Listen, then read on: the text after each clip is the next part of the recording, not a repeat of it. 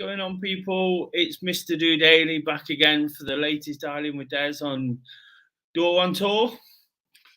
What a result of the weekend. What a performance by the Reds. We've got plenty to get through tonight. Some good guests coming in. Looking forward to anybody that wants to join in, getting involved. It'll be amazing to talk about the game.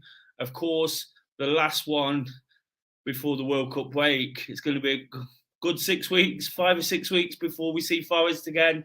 But they've left us on a high, and it's all exciting once again. The Premier League's a good place to be all of a sudden.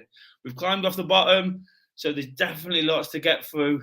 Looking forward to talking to all the guys and seeing what you've got to say. Of course, if you've got any comments to make, please drop them in. Apologies for being a little bit late, by the way. A few issues with my internet, but it seems to all be sorted now. So looking forward to getting on with things. And like I say, talking to all you guys about what's going on. Drop your comments in. It'd be great to hear from you. Of course, I'll try and read out as many of those as I can. If you've got anything to say about any subject, I'm kind of leading on the fact that I'm looking at the first half of the season, the game itself on Saturday, of course, and then anything else you want to talk about. So that it'd be great to hear from you. Of course, give this episode a thumbs up. That'd be brilliant too. I'd love to get some support. And of course, we're trying to get Door to 10k as well. It'd be amazing if we can do that before the end of the show. I'm not quite sure it'll happen, but it'd be absolutely amazing. 9k, 10k, I'm not sure. It's his channel, not mine. Talking about YouTube channels, of course, I've got my own YouTube channel, Do Daily. Something a little bit different. Something I try and do is be positive, enthusiastic. I can be most of the time, and even about Forest, but occasionally, it gets to us. So, yeah, I'm always trying to be positive and enthusiastic about the things that I do. I do a daily vlog, 5-10 minutes. If you can check that out, subscribe to the channel. I'd love the support with that too. Mine's nowhere near on the level of DoreOnTour. I'm trying to get it up to 1,000 so I can do a lot more with it. But in the meantime, I'm just supporting the man himself on this on a Monday evening with Dialing with Des. Just something a little bit different. Guests get invited in to come and talk about all things Forest, all things that they're thinking about. And of course, sorry, I lost my train of thought there. Something distracted me. All things Forest, really exciting, as I mentioned. And we'll do what we can to get as many people on and as many people involved. That's what this episode's about. Dore will be back tomorrow. I think he's planning something a little bit different. It'll be good to see that, and of course, he'll have plenty of content throughout the next 5 or 6 weeks. Various different things I know he's got planned. Check out some of the vlogs as well. Catch up on where we are in the Premier League. All the things he's put out. It's really enjoyable stuff. Just before I get going, I'll just remind people that they can donate to the channel if you wish. If you want to become a member, please do so. I believe it was worth it at one time. I don't get paid to do this. I don't know why, but I actually pay him to be a member, £2.99 a month. And you can, it just supports him with the content and everything that he's trying to do and build the channel and keep it going. Of course, it's for us supporters to keep talking about football. All I'm trying to do on a Monday is prolong the conversation. Everybody else has had their say to this point, so it's a chance for us to prolong the conversation that little bit further. And if you want to make a one-off donation, please feel free to support him in that way too, and I'm sure he'll work as hard as ever. All I'm trying to do on a Monday evening through Dialing with Des is just be a voice of reason, maybe. I try and be realistic and pragmatic when it comes to Forest. It does, like I say, we do get worked up about it, and it does get to us at times. But no flash graphics, no BS, just the way it is. Say it as I see it, and really sort of enjoy, just keep talking about it. So it's just fantastic to get involved in that way. If you want to come on, there's the link. Hit that link. All you do is sit back, scream. We've got some guys waiting at the moment, and then we get firing on from there. Like I say, whatever's on your mind, or if you've got a question for me, I'm quite happy to give my opinion too. Before we get the first guest in, I'm just going to go through some of these comments. Chapo said there's only one Do Daily.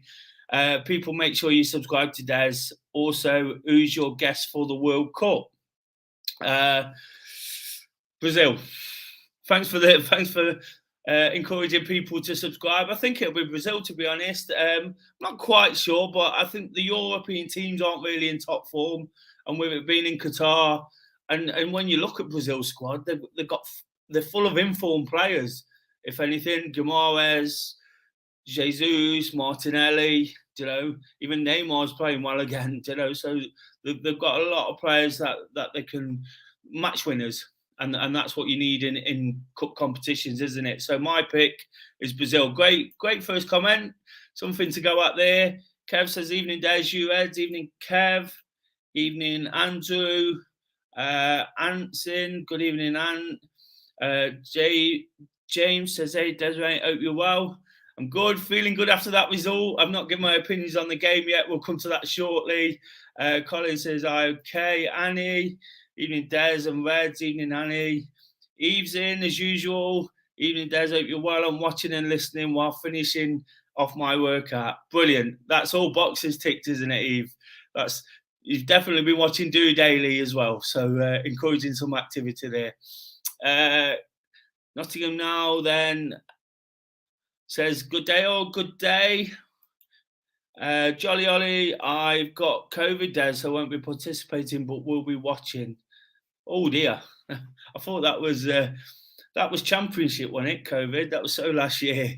But no, hope you get well soon, mate, and definitely keep watching. Like I said, there will be plenty of content to stick with. Big Mark says hello, Des, and everyone watching. It's great to have so many in. James says, I think we've seen real improvement since Cooper and his new contract. That's been the game changer, I think. Absolutely. Again, I'll come to that. Seems to have changed since that Leicester game, doesn't it? Everything's changed. To be honest, I walked away from there thinking we were going down. I didn't say it publicly at that point, but I thought we were going down. And then since then, we've seen a massive improvement. Starting with that Aston Villa game, we started to keep clean sheets. And that's made a real difference because it gives us a solid base to build from.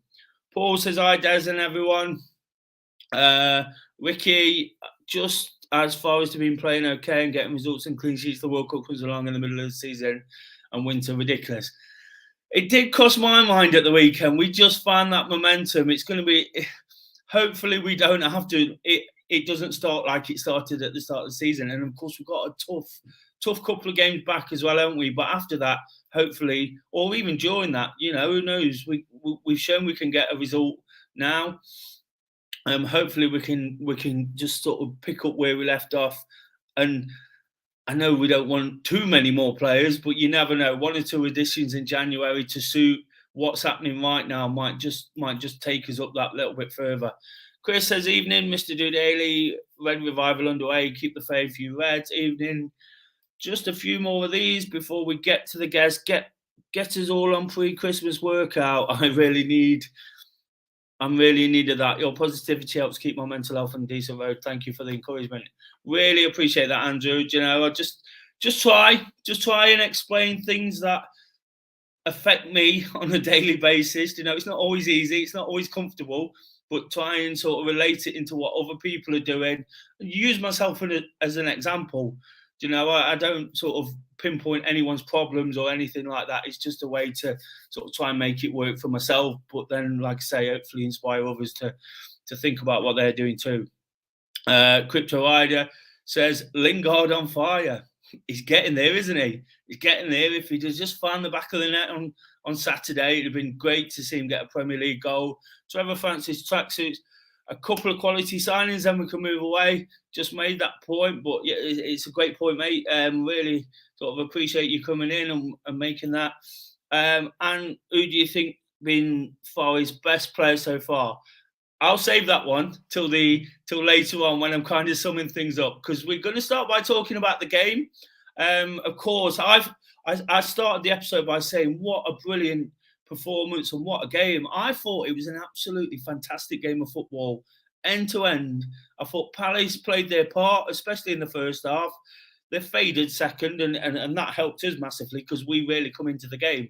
But I thought Palace, with their attacking players, made it end to end, and just as a spectacle, taking all allegiances out of it, I thought it was a brilliant game of football.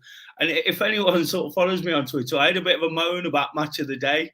We got that last spot on match of the day as usual, and I thought it was just so easy to do that, because I thought, I can assure you, and I've not seen every game, but I bet there wasn't 3 better games than Forest at the weekend. I watched the Man City Brentford game, and I understand the agenda of City being at top of the league, but Forest versus Palace was a better game than that one. And I really, really enjoyed it, and that's what I'm really enjoying at the moment. I was a little bit frustrated after the Brentford game because, to be honest, I thought we should have won that, and we kind of kicked ourselves. Whilst the referee was the biggest factor in everything, we shot ourselves in the foot a little bit as well. So my frustration come out, and it just felt like we was a little bit like, is it ever going to happen for us? But the rest of the week has been a big 7 days for Forest, hasn't it? It's been a massive 7 days that could be sort of the defining part of the season. Hopefully, with the break, it doesn't come back to bite us. But if we come back strong, all that confidence built over the last week could be the key factor. So really enjoyed the game. Some real good performances as well. I'm happy to eat humble pie. I thought Foya had an excellent game. I've not been his biggest fan. I don't think he impacts the game the way he should. But on Saturday, I thought he really helped Ryan Yates. I thought they worked well as a partnership. He was getting his foot in. He was getting forward more. He's involved in the goals, sort of 2 movements where he gets the ball and plays it out wide. So again, I thought he had a really good game, best game for Forest, I thought. I'd still like to see a bit more in terms of consistency from him. But of course, Yatesy as well. Yatesy's just been Mr. Consistent at the moment, and he's so professional. I watched an interview from Joe Worrell earlier, and of course they're mates. But he said he was running around like Rambo. It's a bit like the Championship. And we've had to sort of get back to that, haven't we? We're having to work hard. We're having to dig really, really deep to get anything. But when you've got Yatesy, when you've got Foya supporting him, that was my biggest gripe with all of that. And then you've got Lingard and Gibbs-White working well together again, or together for the first time, and both finding a bit of form. If those two find form, come back strong after Christmas, we won't go down. If those two find the form that we want them to have, we'll be in the Premier League come next season, because we have solidified. Cooper's gone against his own principles of pressing high. He's had to adapt, and I think that shouldn't go unnoticed either. He's had to sort of change things.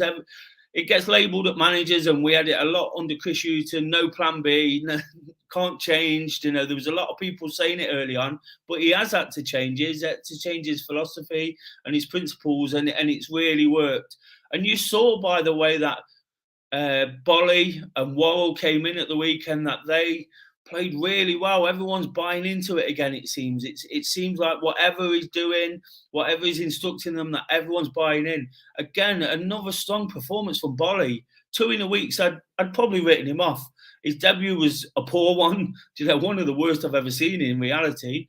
But he's had such a good week, and now it looks like it's going to be those two going forward, and that's even keeping McKenna. There's been a lot of question marks over Cook.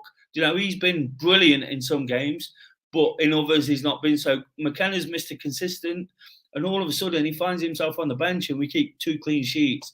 So it's working again. Cooper wins football matches, and give him time. Give him a what's the word? I was going to say dismantled squad. It was a dismantled squad, wasn't it? Give him a dismantled squad and players that aren't quite performing, and he works his magic and makes it happen. We've seen it before, and we're starting to see it again. And I'm really excited for the second half of the season. So on that note, portraying my positivity, I'm going to get Mark in. I'm sure there'll be plenty of it from him too. Hi, Mark. You all right? Yeah, I'm okay, Des. Can you hear me all right? I can, yeah. Yeah, all right. Yeah. Is that you okay? Is that a Christmas jumper you've got on already? Yeah, mate. Is somebody's excited? Who's the one on the... John McGovern. Is it? Pierce, Robbo and McGovern. Not bad players there, are they? I wonder what Yeah. they'd be worth in the current market. So what is it you want to talk about, mate? Well, you said you want to talk about the game first. Just thought it was really nice that we, started to play a bit more as a team again. Like I said, the Brentford game was a bit frustrating, and I think we wanted to play more like we did against Liverpool, and I think we did that to an extent. And I think the new players coming in as well and starting to stake a claim for their place as light. And it is really starting to gel for me now. It's looking a lot better. They're getting to know each other, and really nice to get off the bottom of the league as well. Well, there's a comment there. Look, Trevor Fancy Tracksuit says the similarity to last season are amazing. The point I've just made there, the team is improving and every player is playing better every week. Now they've settled, Cooper's getting the best out of the players once again. And I think that's a great point, isn't it? And that's what we was hoping would happen, but it was kind of thinking, can it happen again? Can it happen again? Can he do it in another league on another level?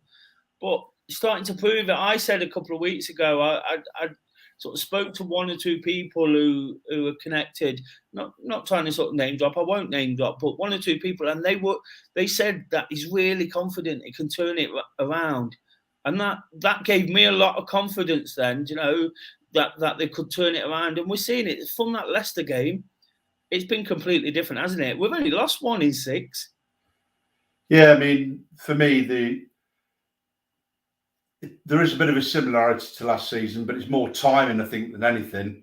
Because last season he got us going straight away, Cooper. So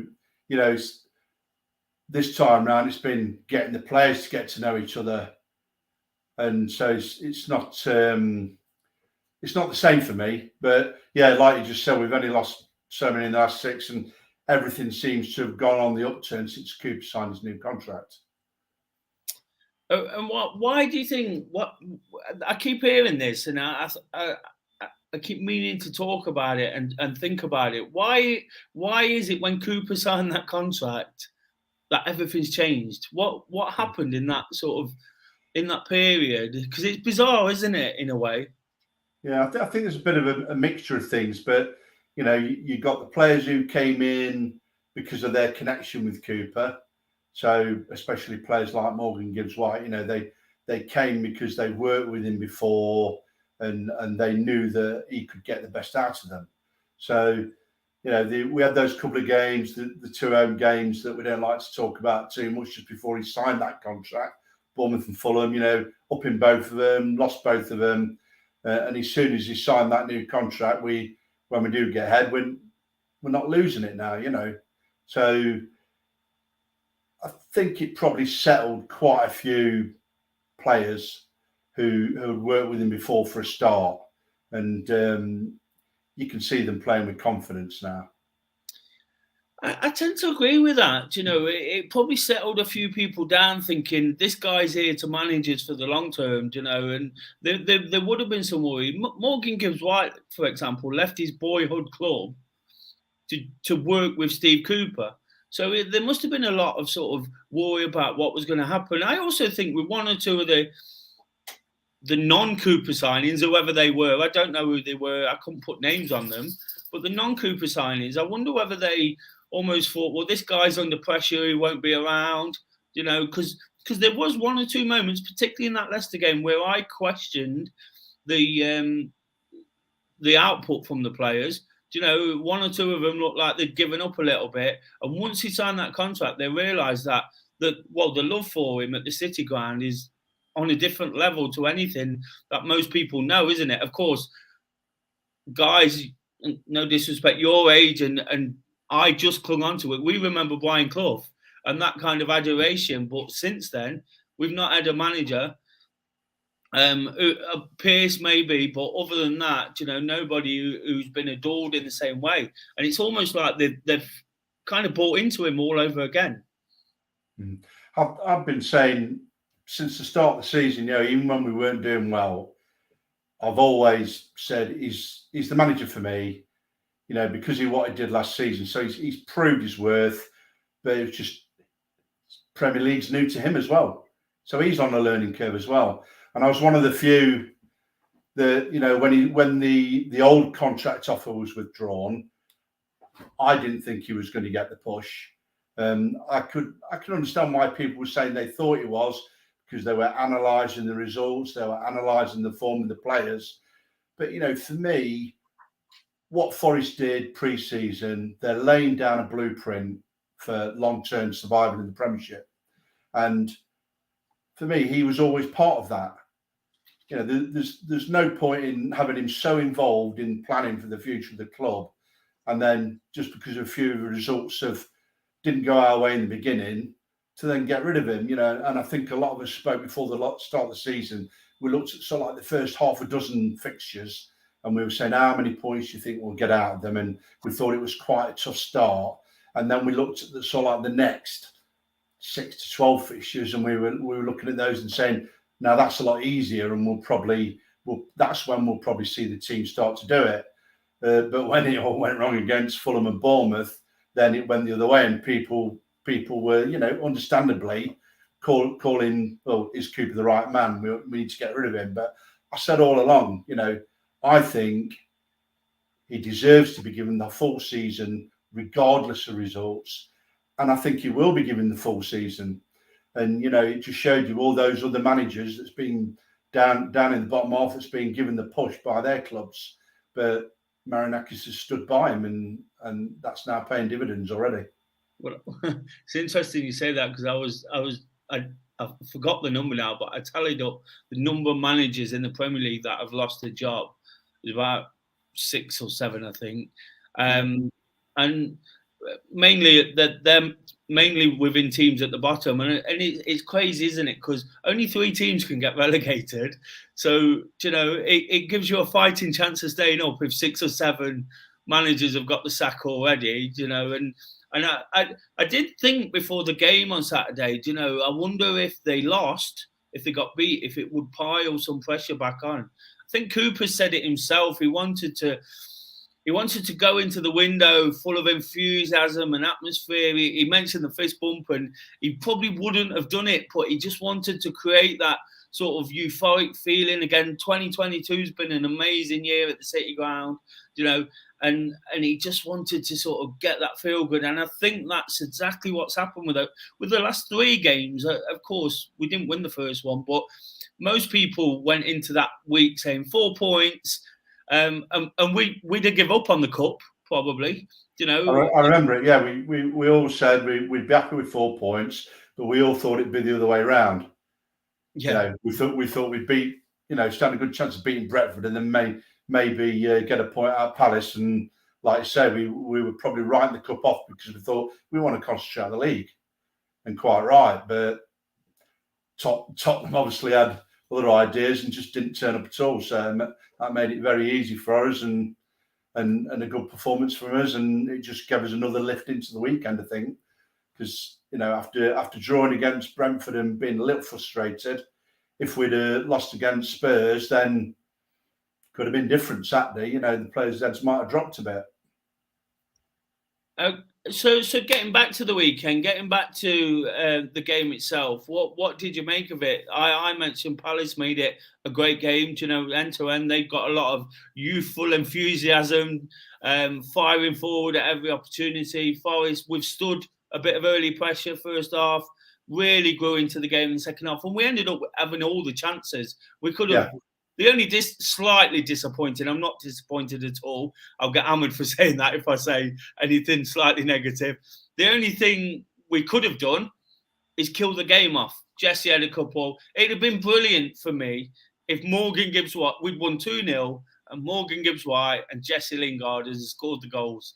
That would have been almost like the icing on top of the cake. Yeah. I think there's a couple of things that stood out for me. I mean, considering they had 70% possession to our 30, then, I thought we'd marshalled the back third very well. They didn't have a shot on target all game. So, we've got to take that as a real positive. Another thing that stood out for me was the number of times they were trying to go down the wing, and players of ours, Yates, Freuler, Coyote, they made touchline tackles and got the ball out of play, stopped the attack dead in its tracks. And I don't recall any of those touchline tackles resulting in a free kick being given against us. So, when we were talking, I think last night, another stream, and I think I was listening to Gary Boldy Red today, and they were talking about in the early part of the season, it was just we weren't up to the speed. They didn't look fit enough. We were pulling players down, getting yellows left, right, and centre. And now it looks like we've got that fitness there a bit more now, and they're able to make these tackles and kill that play when they need to without doing anything silly, apart from obviously the penalty. Absolutely, and sort of coming away from it, you just think. The word I used 5 or 6 weeks ago when I was a bit frustrated with it was, we've got to be competitive. Somehow we had to be competitive. You mentioned the yellow cards, just dragging people over because they weren't at the races. I know from playing at the very sort of bare minimum level of football I did, when you're not good enough, you foul. It's as simple as that, because it's all you can do to stop them scoring. And that's what was happening. But they got competitive all of a sudden. They found that formation, and again, it's like last season, whoever come in, next man up. It was to coin a Cooperism. It's happening again, isn't it? It's just that thing where they come in, they pick up their responsibilities and do the role well. Yeah, I think the defence, Bolly and Worrell coming in, it's worked well for them in the last week. And, I think, although McKenna had a little injury, I think Cook will find it hard to get back into the starting lineup now. I really do. Absolutely. And are you looking forward to the second half of the season? I've looked forward to the whole season. So, yeah, it's going to be weird, so long without going down the City ground, and then first home game in the league's not till the new year. So, but then once we kick off again, I was having a look at the fixtures today, because a lot of people talk about, we've got it hard when we come back. Man U and Chelsea first 2 games, but when you look at the other teams that are down there with us, none of them have got any easy ride when they come back from the World Cup. No. There's a couple of them around us have got Man City and Chelsea and Newcastle. And so, we're not going to be the only ones who are up against it straight away. And the way Chelsea are playing at the moment, I'll fancy is the chance of us getting something against them. I put it in the title thing I put out on Twitter today, and it's over to Wolves to be the worst team in history, if anybody's going to be. We've managed to succumb to the points tally we needed. Yeah. So that's a good thing. I'm going to finish off, Mark, by asking I'm going to ask everybody this. It was the last game at the City ground in this of the year. What an incredible year it's been. Amongst one or two other things I do sort of around social media, that's the thought. That was my kind of thought process. What a year at the City ground, and what obviously Wembley was probably the biggest of the lot. What was your biggest moment of 2022 watching Forest at the City ground? What one moment sticks out for you? Get involved in the comments, guys. If you've got anything to add, what was your best moment at the City ground? It might have been beating Swansea 5-1, the playoff night, beating Liverpool. There's been some incredible nights down here, this season. What is it that's on your mind? I find it hard to pick between two. One was the way we demolished Leicester in the cup. Another one. And then after the final whistle against Sheffield in the playoff semi-final, that was, the atmosphere was just absolutely incredible. The release of sort of like making the playoff final and just watching everyone enjoying themselves, that was brilliant. But actual match, I think, it's the way we took Leicester apart. I think you're well. Again, you've added another one in there. But on the Sheffield United point, no, that was an emotional night. We got to Wembley, and the way we did it was under pressure.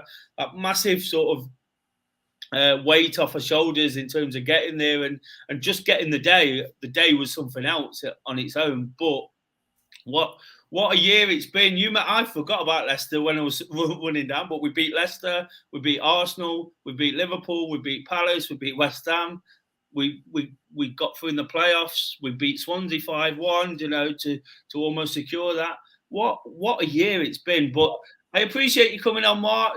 You've been involved in the last couple of weeks. Got to meet you at the City Ground as well. It's always a pleasure. Looking forward to catching up again in the new year. All right. Up the Reds. You Reds. Cheers, Mark. Thanks, mate. That was Mark. He made some good points there. And, of course, I asked him that question. Like I say, guys, drop it in the comments if you've got anything to add. I'd love to know what was your best game at the City Ground moment. What's the best thing you've experienced down there this year, 2022. We've now finished. We've still got a couple of games, but it's not until New Year's Day when we play Chelsea that we're back at the world famous. So love to hear what you've got to say in the comments. Speaking of the comments, there's a lot more. Of course, I started off by talking about Cooper's contract there. Michael says Cooper signing the contract gave us stability. Forest Hans says, I agree. I think Cooper signing a new contract has given the players faith in the project. Ricky says, we still need to sort out the main striker situation. We signed on a Winnie. A lot of fans thought it was another Collymore, David Johnson and Earnshaw, but it's not. I don't think it is. I definitely won't put him in that bracket. Some good ones in there. And they are glad of the win, not playing a striker at home. Strange, it worked as they missed a pen. Subs were strange. I want Stephen Reid back. I think he's missing him. I think it might have been part of the difficulties at the start of the season, but of course, things change in football, things move on, and I think all of a sudden that's possibly not the case. But each to their own opinion. Of course, if you've got anything to add, point here from Gordon. Bottom line is we need to aim for 38 points. It's that simple. Absolutely. I see a lot, and this is a point I wanted to make. People saying, "Oh, we need Leeds to lose this weekend. We need Leicester to lose." That's not a good result for Forest. I think it's far too early to even think about those things.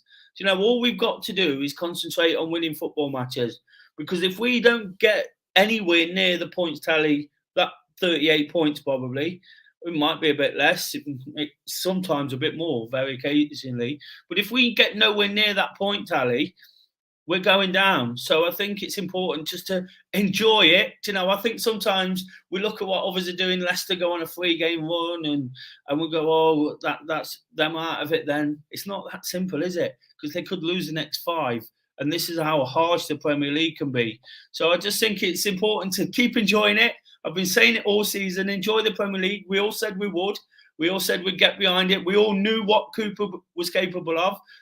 But of course, panic sets in when you're getting beat by Fulham in 3 goals in 10 minutes and stuff by your local rivals. But definitely reason to be positive now. Big Mark says, I said at the start of the season, I want to see Cooper in charge next season, regardless of the league we're in. He's still learning himself. Be patient and continue to back Forest as a whole. Absolutely. Look what happened with Burnley. They stuck with Sean Dyche early on when they got relegated, and he brought them back, and he brought them back stronger. He made them a team for a lot of years. They probably never envisaged being in the Premier League for, what was it, about 10 years? Yes, ultimately they went down sort of under his leadership. He got sacked towards the end, but I think the club was starting to pull in a different direction.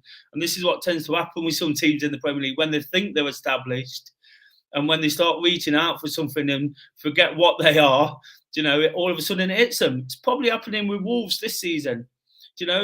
Looking to sort of go on to that next level, and all of a sudden everything's dismantled, and now they're sitting bottom of the league. What I do think about Wolves, imagine if we'd have got something out of that game, because I think we definitely should have, somehow, with the penalty and Yates' header. That would have really helped us in the fight. This is an interesting one, and I'm glad this has come up. Southampton, Wolves, and between us, Everton and Leeds, in my opinion. And that's a good point, because I was saying to friends over the weekend after the Leicester game, I honestly thought it was us and two others. I didn't know which the two would be, but I thought it was us and two others. But now, after the last 5 or 6 weeks, I think, and we all say this is not me being negative, I think we could possibly climb on a bit further. But if we take 17th, I think it's 3 from 4. And we are included in that. I'm not getting too carried away. I do think we've turned the corner. I'm really positive, and I do think if it really clicks in at the start of the new year, we could kick on and just find a relative degree of comfort. But at the moment, we're still right in it. We're 18th. If the season finished now, we'd be relegated.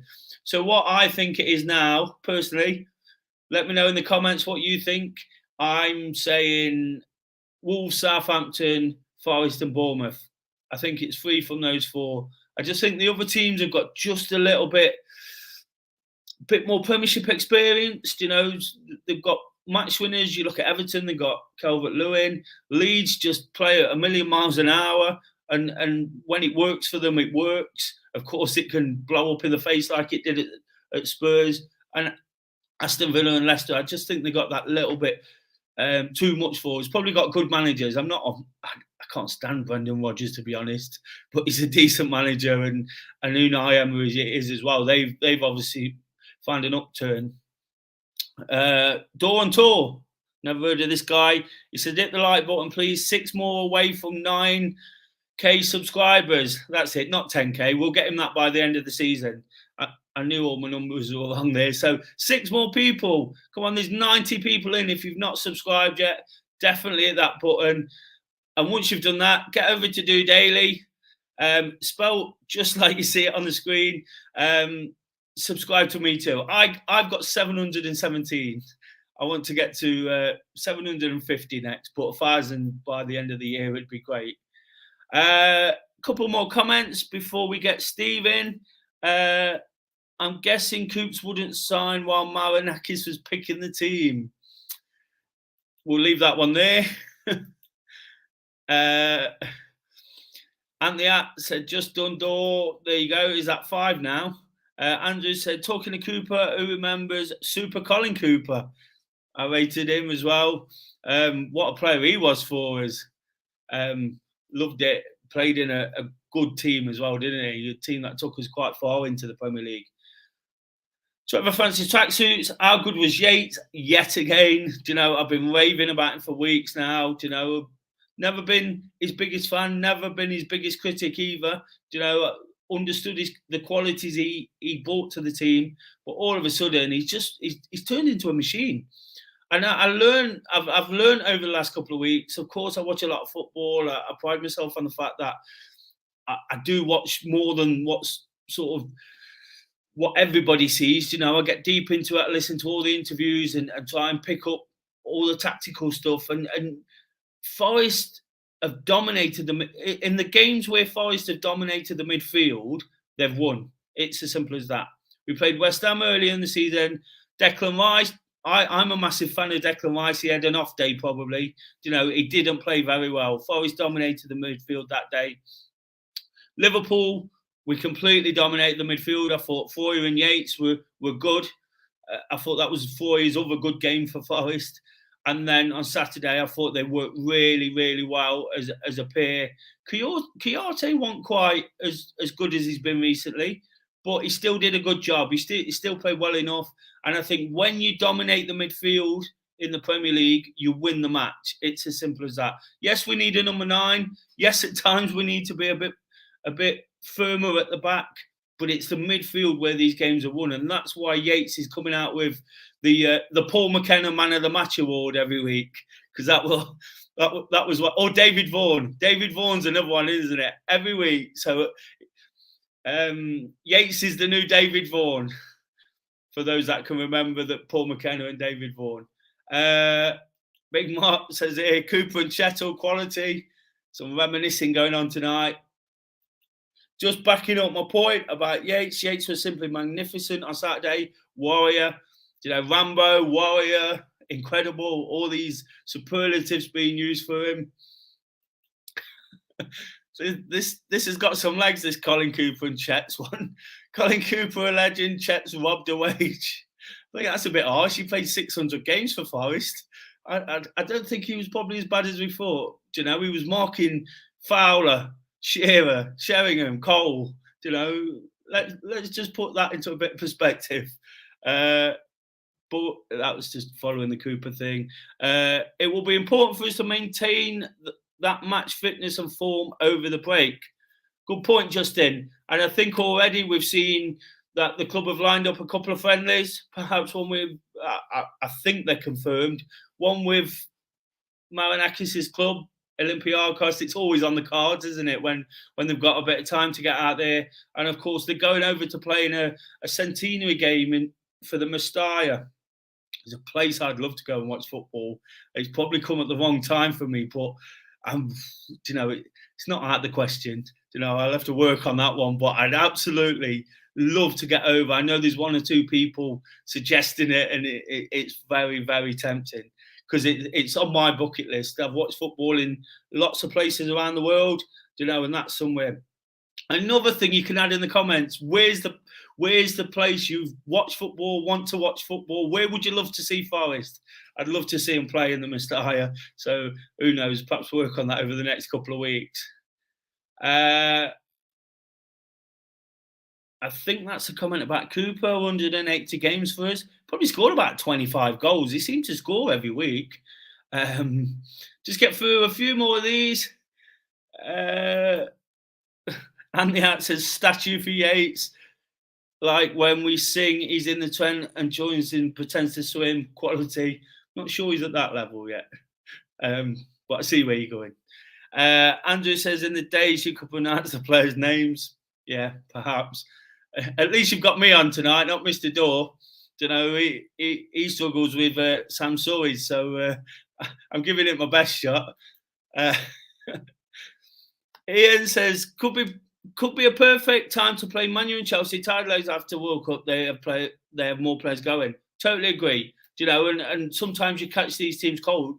Chelsea need this break more than anybody, don't they? I think they're 5 on the spin that they've lost. That's incredible, and they've got what look like a good manager there. He probably won't last till the end of January if he carries on in that form. But I totally agree on that. Could be a good time. And I think Man U's not what he used to be at home, is it? He used to be 4-0 down. I remember going there when Alfie Haaland scored after 4 minutes. We were 4-1 down after about 35. That's how it used to be, but these days it's a bit different. Michael backs that point up. It's a good time to play United and Chelsea just after the World Cup. I am getting to the bottom of these, Steve. Forest said we need to take into account that when we play Man U, they will have a lot of players returning from the World Cup. It could affect them negatively. Loads of people making that point. A couple of more names being thrown in there. Some people have struggled with that one. I remember Toddy Orlison, especially. That's when I started watching football.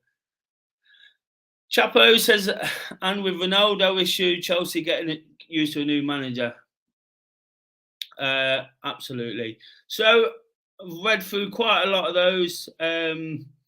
Here's one from my good friend Ian. He answered the question there. What was the best day at the City Ground this year? For me, the win against Liverpool was just an amazing day. I don't think you can argue with that. We've all got a little bit of despise for them, haven't we? If we're honest. But definitely, what a day that was. There's a bit of a plug here from somebody poking his nose in a little bit. After this stream, members of DoreOnTour can watch a new vlog about best moment at the City Ground.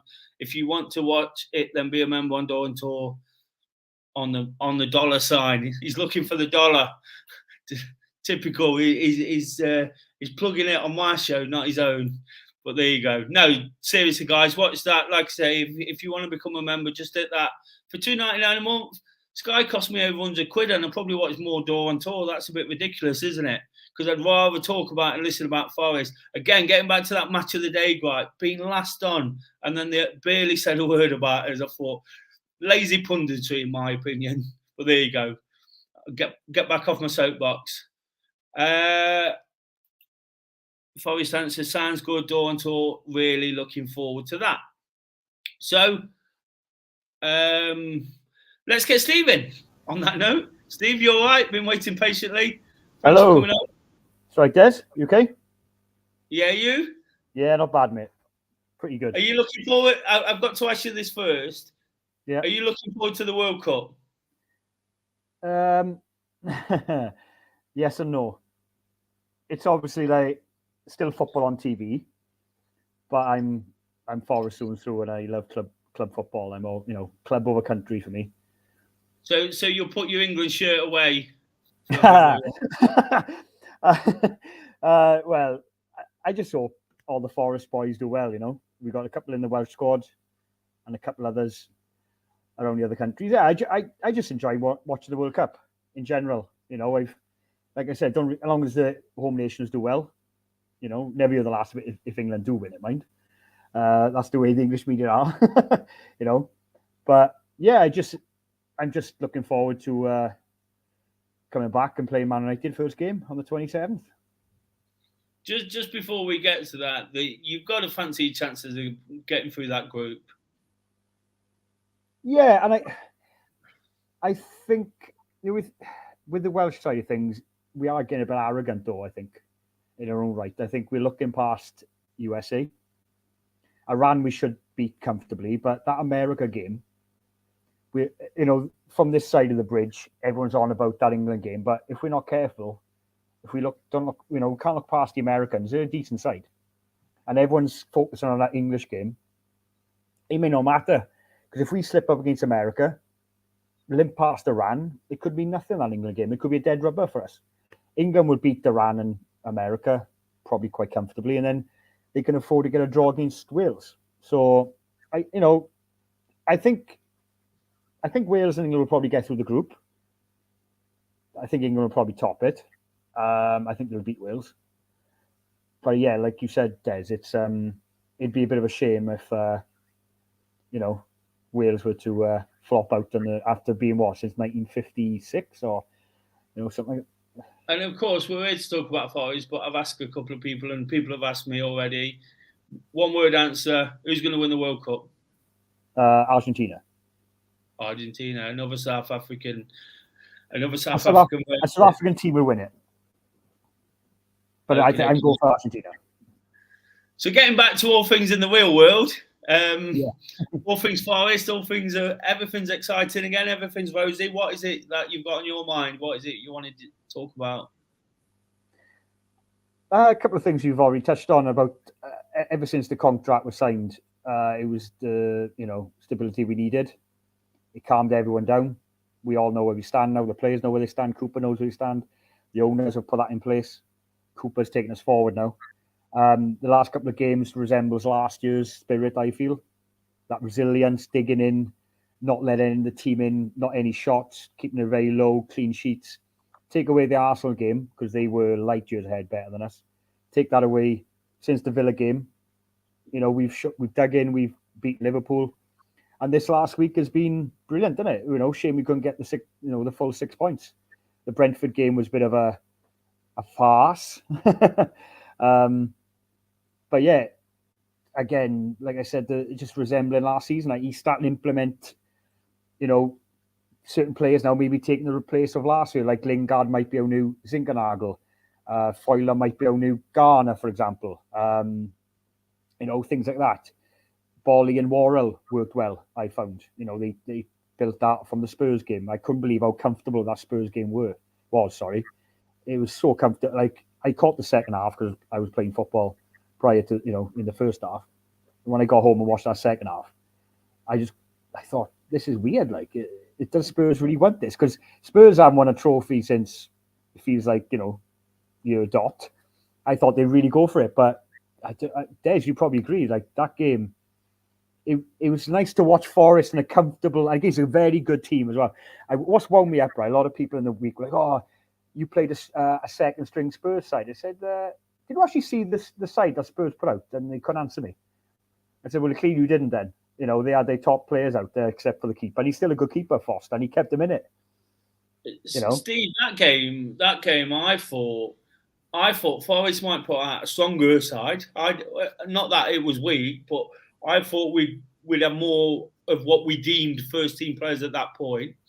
I thought Spurs would put out a weakened side, and I was hoping we could use that just to sort of get a positive result and take it from there. The reality was Spurs put out a strong side, and the players probably weren't happy with it because they were pathetic.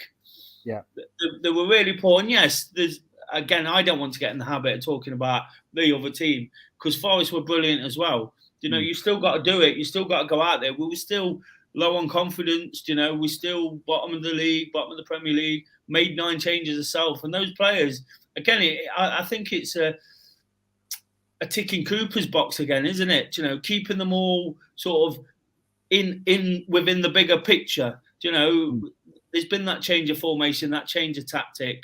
I think it's interesting that all of a sudden people are slotting in, like it was last season when someone went out, someone came in, and it was like that all over the field. There was almost 2 players for every position. Yeah. They moan that we've gone and signed 22, 23 players. But I said it tongue in cheek after the Spurs game. That's why you signed 22 players, because you make 9 changes in the League Cup and you beat Spurs 2-0. So, and it was tongue in cheek, and I still believe it's tongue in cheek. But when you start looking at it, those players are now started drifting back into the first team. Without that game, Bolly and Worrell wouldn't have played. It appears. There might have been 1 or 2 changes here and there. Lingard came in. That's exactly what you want an out-of-form player to do. In the League Cup, come in and score 2 goals. Not score 2 goals, score a goal, set one up, or do something like that. Surridge, when he comes off the bench, you want him to score a goal, It lays... Bye, Steve. What I was saying there, guys, it lays the stake down. I think Steve might be having issues with his internet. But on that point about Cooper, Charlie's made a point. I think he's coming back, Steve. Yeah, that's a Welsh Wi-Fi for you. There you go. That was that. It was USA getting involved again. Yeah, it was. Yeah. No, what all I was saying there, Steve, was like you just want that from your players fighting for a place, and all of a sudden starting to work. I did bring a comment up while she was there. Charlie says, I think the impact of Cooper's contract is overstated.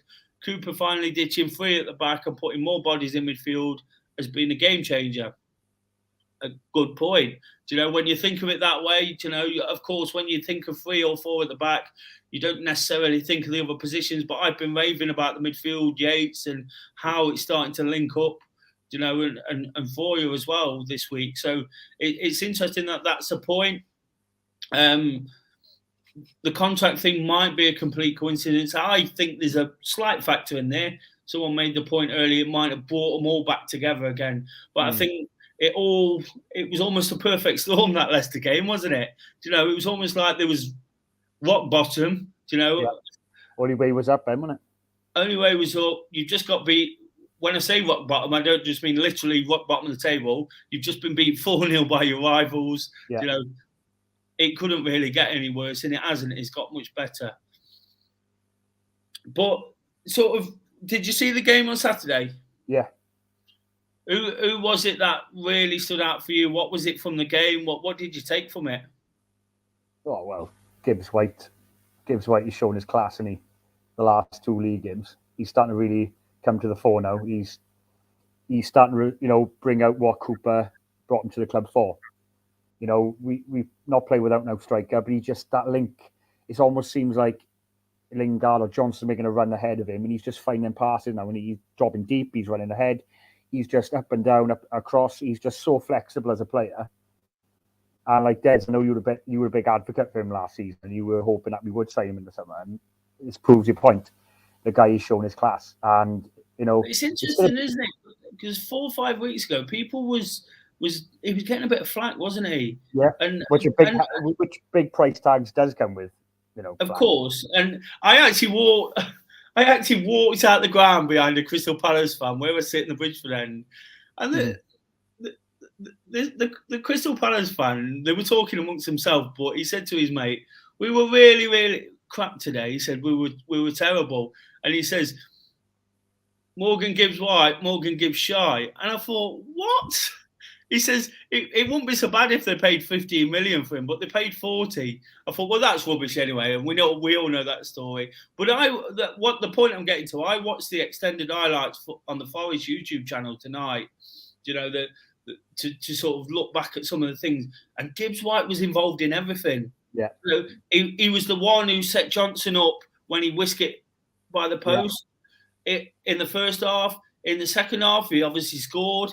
He got that one sort of pulled back where Lingard killed it around the post, which was great football, that one. And he done that outside of the foot. I was just going to mention that. Yeah. That outrageous pass on the outside of his foot. And I've been saying it for weeks. I've been saying it since last season. That boy's going right to the top. He's a phenomenal footballer.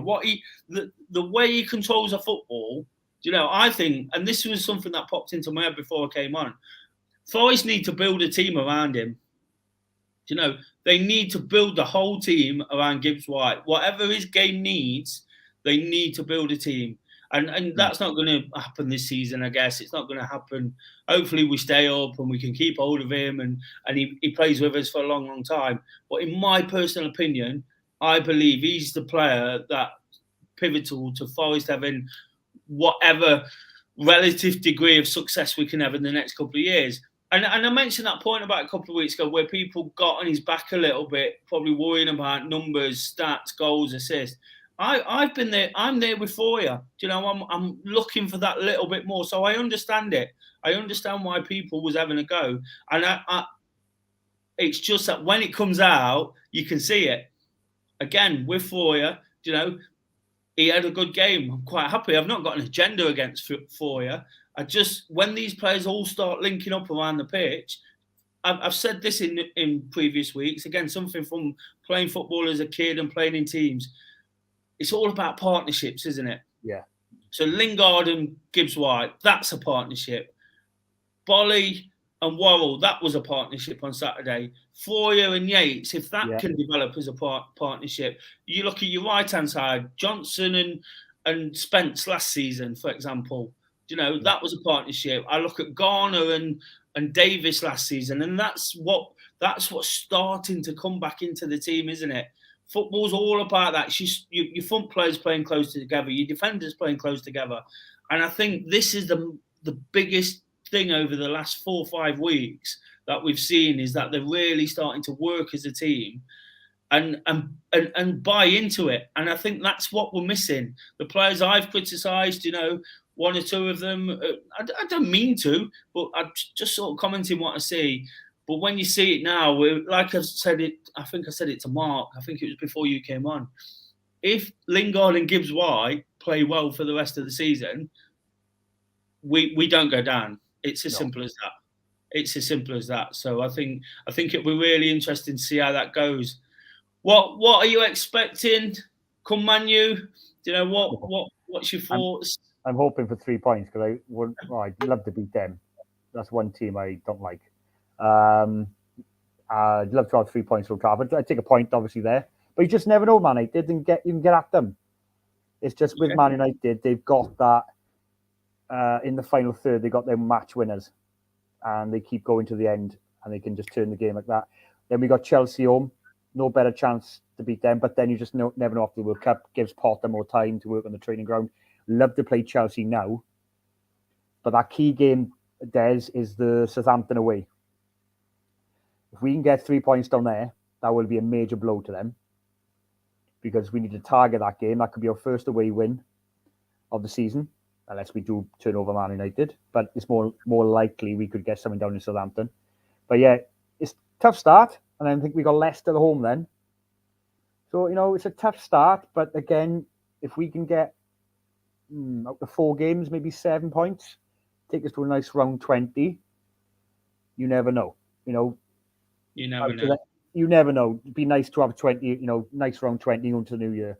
But yeah, I just can't wait. And also, we're forgetting we got that Blackburn game as well, which has to be fitted in. So, can I just touch on that Spurs game? You mentioned earlier about the conference. One thing I would say is a lot of people say about cup games being a distraction. I find that, in that sense, not a distraction for us because, do you know why? we've got the squad to deal with it now. We've got the squad, like you said, Des, use it.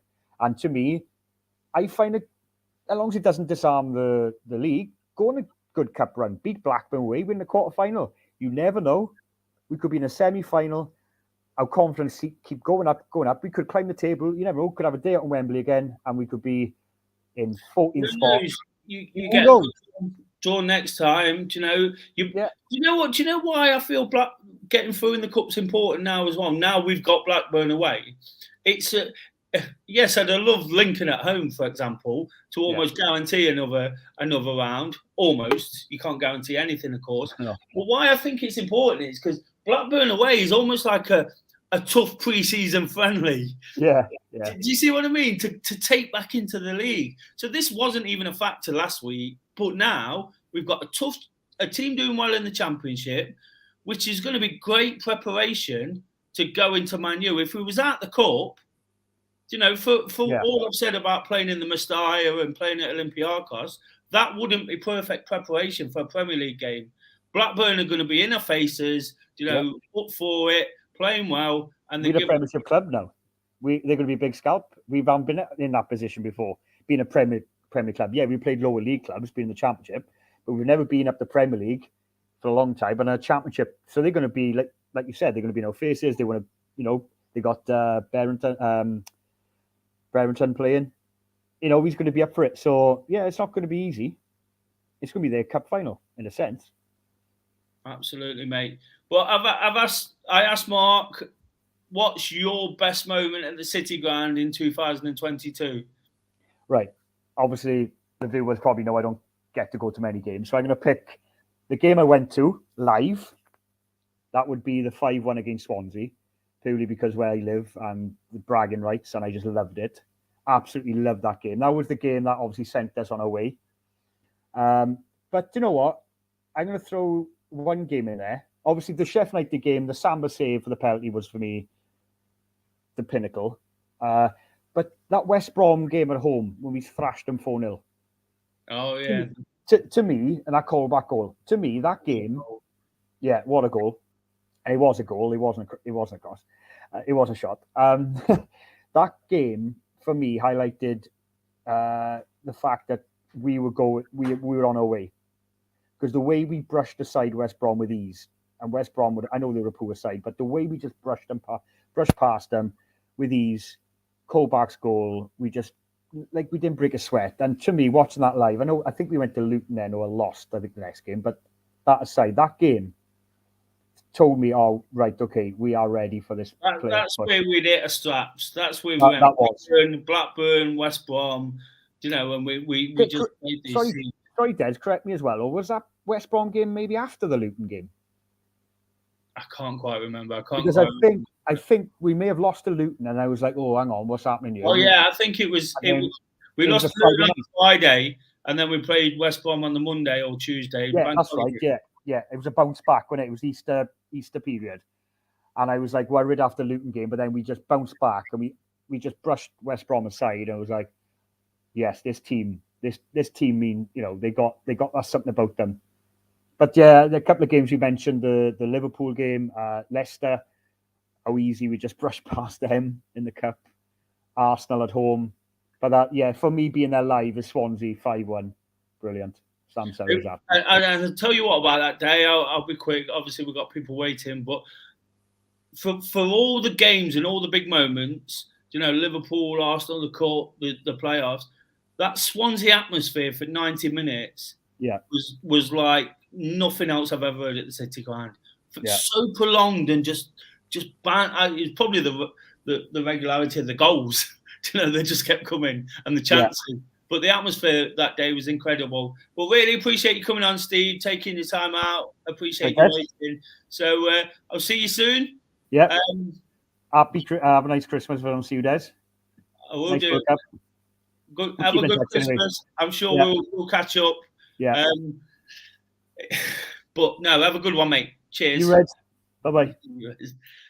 That was Steve. Some great points there. Really enjoy talking to him. Get to go to the matches with him sometimes. Of course, he lives near Swansea, so he don't get up as much. Things like DoreOnTour. have proved to be a real sort of lifeline for fans abroad. There's lots of people who tune in from different places, so keep pushing it for him on his behalf. If you do want to become a member of the channel, he's got some content for members coming up after the show. Please do. $2.99 a month. He puts a lot of effort into this, and of course, he put the comment on himself. He's just 6 subscribers away from 9,000. That's incredible. You know, this is all done off his own back. All no frills. You know, no major sort of training or anything put into it other than hard work and persistence. So I'm sure you appreciate that. You know, and I remember back to when I got involved during lockdown. It was absolutely brilliant to watch. There's 91 people watching, so if anyone's not subscribed, please do. To support myself, please hit the like button on this episode. That would be absolutely amazing too. And of course, if you could head over and find my channel, there's a comment here, and I know this is a bit of an issue, Jimmy. Didn't find it easy to find your channel on YouTube as Mr. Do Daily. Search for Do Daily on its own and find it straight away and subscribed. Posted in case any of us struggle to find the channel. Yes, it's all one word, Do Daily. You know, it was Dore who titled me Mr. Do Daily. That come from his imagination, and we know how vivid that is. So it's Do Daily, you know, and it's just light-hearted, positive sort of enthusiasm about the way I approach things. It's not football. You know, this is where I talk about football. This is what I want to do, support Dore himself. A couple of comments before we get the next guest in. We've had a couple pop in, so I'm looking forward to seeing some new faces.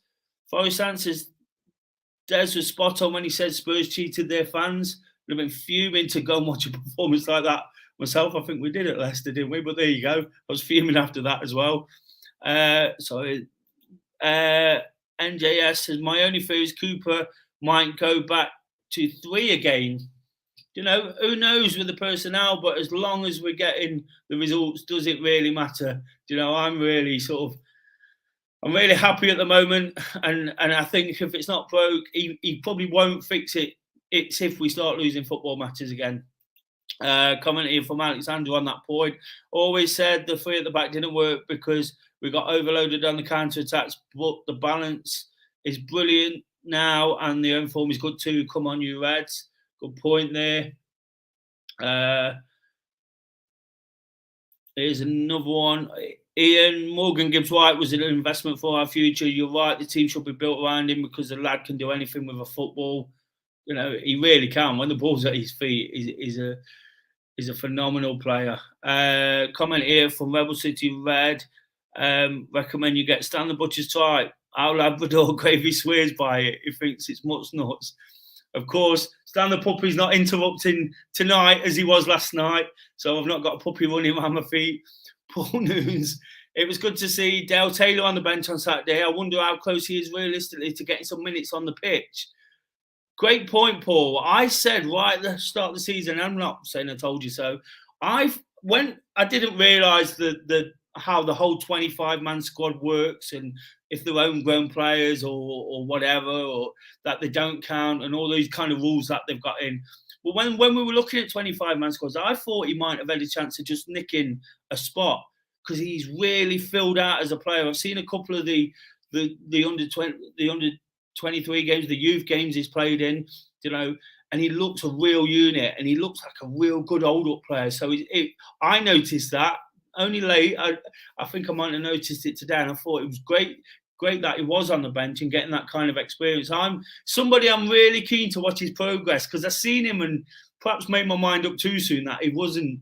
But over the last 6 months, he's really filled out and looks a good player. One to look out for in the future if no one knows who he is. DoreOnTour wants to know where everyone is watching this stream. I mentioned there that there's a lot of people tuning from abroad and different places. NGS, Gold Coast, Australia. I'd say it's probably nice and warm there, but looking at Australia through the Cricket World Cup and the jungle over the last few days, it's absolutely chucking it down, isn't it? Anthony is in Essex. Paul, Skegness. Gordon is in Kingsmill, not too far away. Forest and Costadale, Netherfield. That's where Dore is himself, I think. One here, Worcestershire, Wrexham, and Rebel City Red, Bread and Lard Island. For anyone that don't know, that's West Bridgeford. Enough of all that. Getting back to the guests, that's what Monday nights are all about. Dialing with Des, an opportunity to come on and have your say. Like I said, there's 91 people watching. Please do like and subscribe to both mine and Door's channel. But for now, I'm going to get Adam in, regular on the show. You all right, mate? I'm all right, thanks, Des. How are you? I'm good, thank you. What about Saturday? Fantastic. It's what we needed before the World Cup break, and things could have been a lot different, you know, and there could have been a lot of the players that have felt negative after the defeat. But it was a much needed 3 points, that's for sure. And, you know, and I think, you know, it wasn't obviously going to be an easy game because Palace have got some good attacking players, Wilfred Zaha, not to mention the players that can create chances like Eze, Elise, and then you got your their full back Tyreek Mitchell, because at times Tyreek Mitchell got a bit not got kept on him by Aurier at times, but we'll mention about Aurier anyway in the next few minutes, I'm sure. Absolutely. Just sorry to decide. I'm just reading through a couple of those comments. NJS confirms it is actually passing it down as he put the first time. Andrew says he's watching from just behind this blind behind me, which is a bit scary. But no, you're right, mate. Going back to the game, Aurier was brilliant, wasn't he? Again, you know, he did such a job on Zaha. I thought Zaha started well, but as normal, he kind of flatters to deceive in the end, doesn't he? You know, you don't know what to get with Zaha. He's not a consistent player. He's a bit hot and cold at times, but on his day, you know what he's capable of, and he's absolutely fantastical. It could be fantastic on his day, but luckily for us, he wasn't. And he wasn't. I think though with him, I think I was saying this to some guy earlier who I was chatting to, that if he left the crap out, if he cut the crap, he'd be in the England team and he'd be playing at a top team. But even with a penalty, and I don't know if anyone's picked up on this, it was a penalty. It was a Stonewall penalty. It was, but did you see the way he threw himself up in the air and over? You know, Worrell did put his arm in front of him, so he's got to be a penalty. But he threw himself like you wouldn't believe. It was like a bit like WWE or something. It was, you know, probably Welsh team would know this. It was a bit like, it might be a bit dramatic when The Rock used to pinball himself between the ropes back in the day with Stone Cold Steve Austin when he didn't give him the stunner and that. But it's just, honestly, but there was no need for that. But yeah, it was a Stonewall penalty. Absolutely. Because I haven't seen the Connell in the Trent End, and, you know, it was a Stonewall penalty. I had a really good view of it. And, you know, Worrell, you know, probably would have thought, oh, why did I make that mistake, you know? But he will learn from it, you know, that's what players do. He played well, didn't he? Worrell played well after that. He did, yeah. You could see he started the game. He's obviously... I was saying this watching the interview he put out on Radio Nottingham. I watched it through the Forest YouTube channel. And you can see he's been a bit shaken by being dropped. It shook him to the core. You know, I made this comment whilst I was watching it, that he looks nervous when he's on the pitch. You know, he's not quite the presence he was. You know, but you could see as that great game grew on, you know, he grew into it and he started to become the player. And his distribution for the players in the back line is he's probably the best at it. You know, moving that ball to the wingers and the midfielders a little quicker than the rest of them, and that will only help the midfield because the midfield will have more time. And of course, we've been raving about that as well tonight. So I think he's getting there again, isn't he? Yeah, exactly. And I think who else helps him out in that partnership is Willie Bolly with his Premier League experience in Wolves. You know, because he's had that recent experience. We're not talking about Cook, who had experience with Bournemouth a few seasons back. We're talking about Willie Bolly played in the Premier League last season as well, and he's been playing there for a number of years. So you got someone like Willie Bolly, who, by the way, he's improved a lot. Especially in those last 2 games against Crystal Palace and Tottenham Hotspur in the Carabao Cup. But you know, if you got a centre back like him, I've always rated Willie Bolly. I've always rated him highly.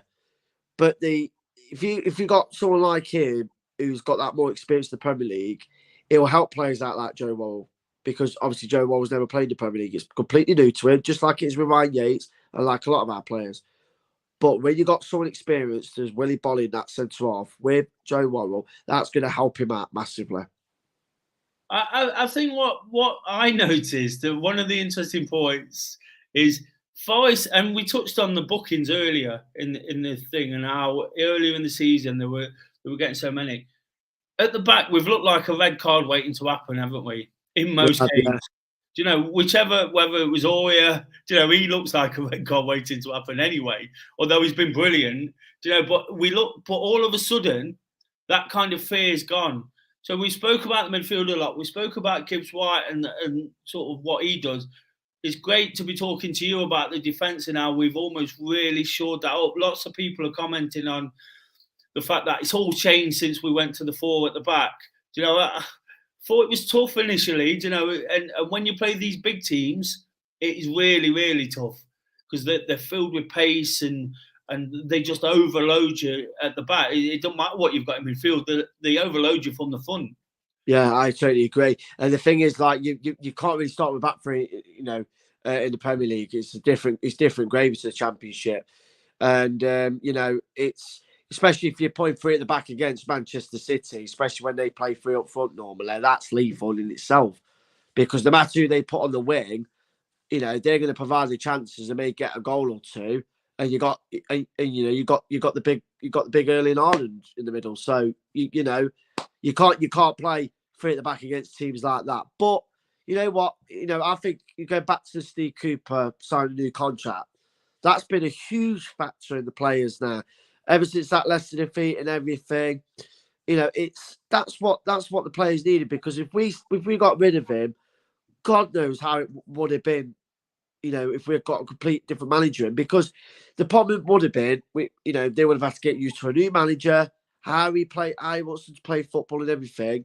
But yet, you could stick to the same head coach, and you know he knows about most of the players already, and is starting to take baby steps. And now we're on a decent run. Okay, Arsenal, they're a different class to us anyway, but. We're making the big steps now. Now we took the baby steps. I feel like now we're taking the bigger steps, and it's going to give us confidence now. Now this World Cup, it's, you know, you can say it might affect us, but for me, it gives them a chance to have these 2 pre-season, you know, like these pre-season like friendlies against Valencia and Olympiacos, but also it gives the team time in their training to perhaps play like 11 aside and then play against each other, see where each other's weaknesses at perhaps, and maybe some improvements can be made. You know, it's things like that really, Des. And I took another point from Joe Worrell's interview as well.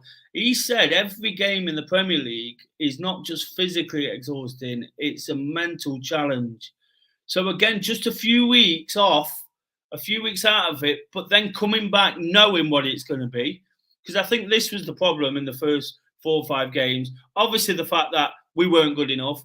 Obviously, pace was an issue.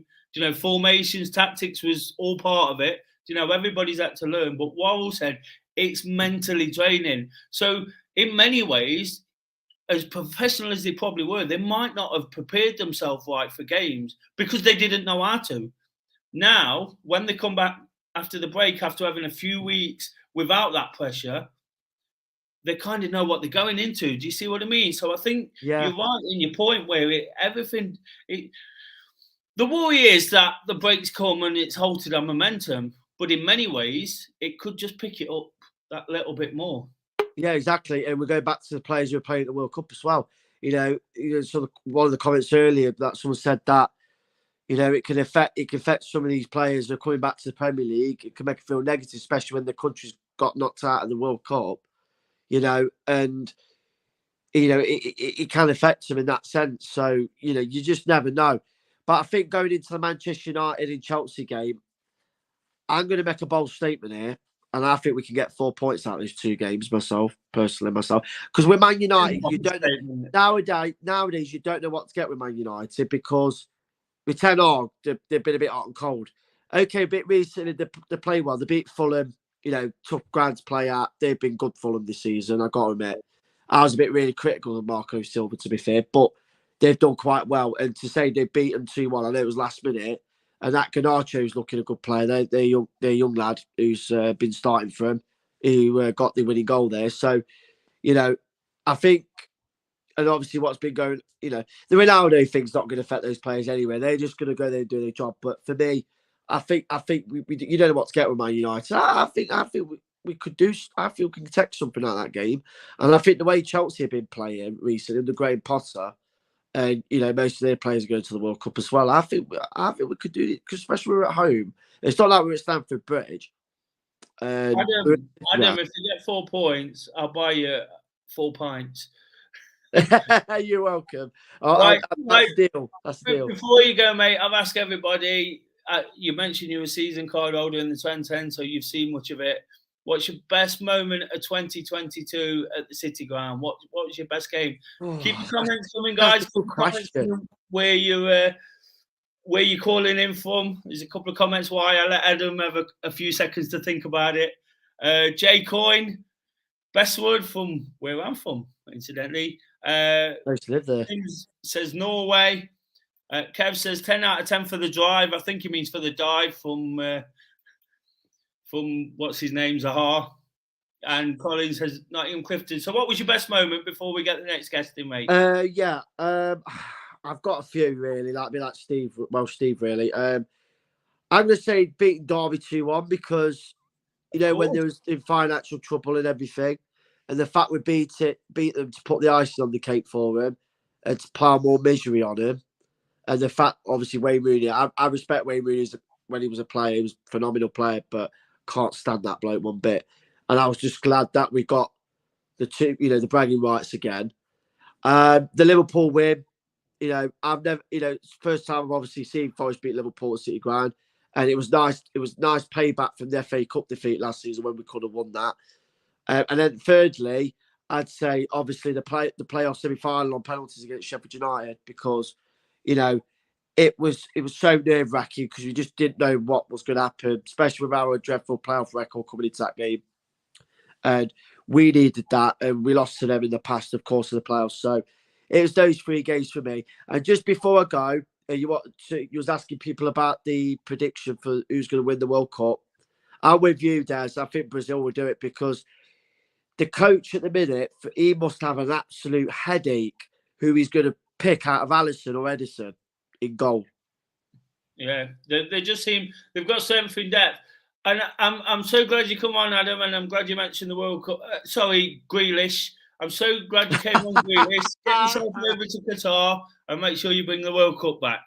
Oh, I can't promise you, but I'll do my best. Cheers, mate. Thank you. Cheers, mate. Thank you. That was Adam. Again, he's a regular. Some great points there, particularly on the defence side. We spoke about all positions now, and that's good in itself, isn't it? We're praising players all over the field. It all feels like it's starting to come together. Got a couple of more guests waiting, so I'm going to try and crack on a little bit.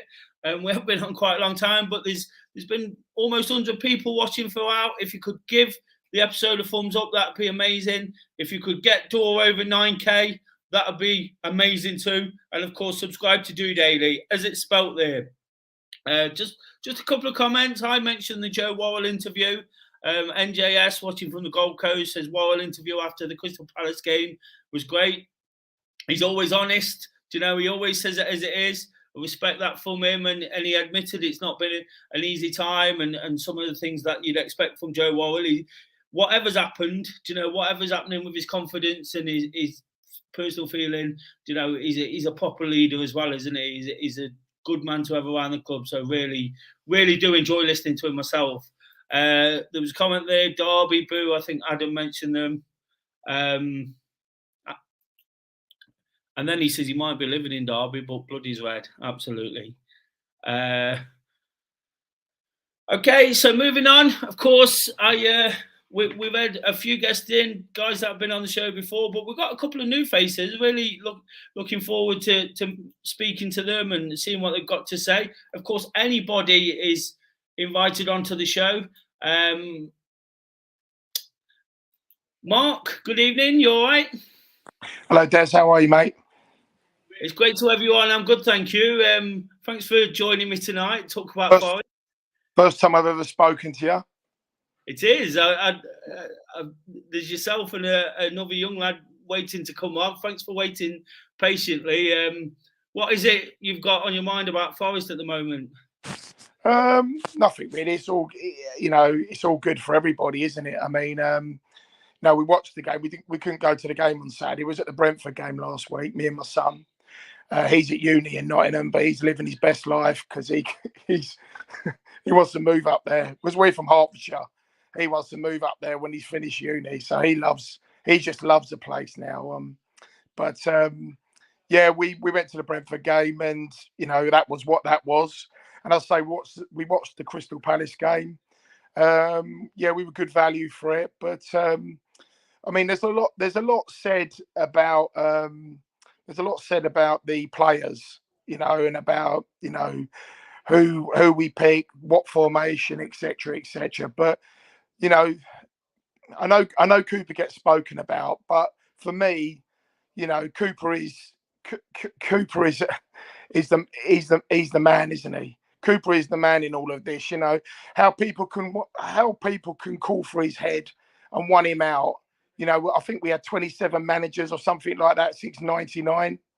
So around that time when we last was in the Premiership. Sorry, I've just been thinking. Sorry to interrupt, mate. I've just been thinking. I don't know if you watch regular. There's the guy called Peter the Irish guy, and he was just crossing the line when you said it. He's after Cooper's head, and I keep inviting him on, but he doesn't come on. A big Mark sort of made the point there. But you're right. The guy's incredible, really. Let's be honest. In the last couple of months, he's looked like a broken man. It's looked. You can see it on his face almost. It's looked hard work, and to see him again talking with the enthusiasm and the excitement about what could potentially happen in the second half of the season, it was a warm feeling for me. It was what I wanted to see. It felt like that he's doing what he does. He wins football matches, teams build momentum over a season. That's what winning things and being successful is all about. I'm not saying we're going to win anything, but it's all about momentum, isn't it? And you can see it building. And from a position where, like I say, he almost looked like a broken man. He would have been under so much pressure with their names touted about, and that's not nice for anybody. It won't matter who it is. But he respects the club and he respects his position, and he conducts himself with humility and humbleness. It's incredible how he gets through it, and also gets so much out of the players because he's so demanding.